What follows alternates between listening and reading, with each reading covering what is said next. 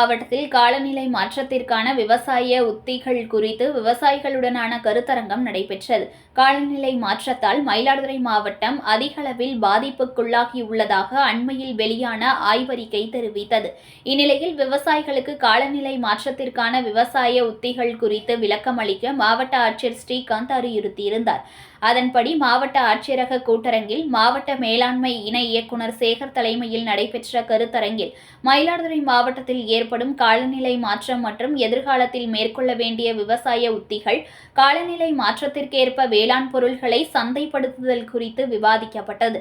இதில் கீழ்வேலூர் வேளாண்மை கல்லூரி மற்றும் ஆராய்ச்சி நிலைமை மற்றும் ஆடுதுறை தமிழ்நாடு நெல் ஆராய்ச்சி நிலைய பேராசிரியர்கள் பங்கேற்று டெல்டா மாவட்டத்திற்கு காலநிலை மாற்றத்திற்கேற்ப மண்ணில் ஏற்படும் உயிர் மனவளங்கள் மாற்றம் மற்றும் உயிர் வளங்களை நிர்வகிப்பதற்கான உத்திகள், காலநிலை மாற்றத்திற்கேற்ப மண்வளம் மற்றும் அங்கச்சத்துக்கள் வேளாண்மை குறித்து விவசாயிகளுக்கு விளக்கம் அளித்தனர். இதில் ஏராளமான விவசாயிகள் ஆர்வமுடன் கலந்து கொண்டனர்.